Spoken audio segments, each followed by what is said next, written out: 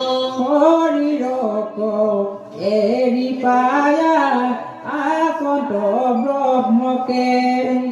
পুত্ৰৰেখে কৰ্ম আখি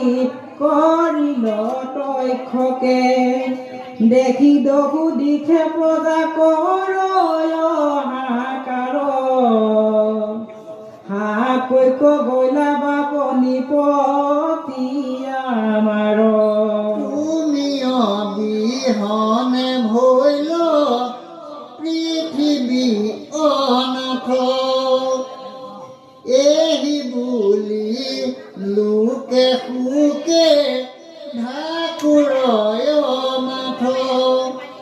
পৰম বিষ্ণুয় ভৈল দেৱাসুৰ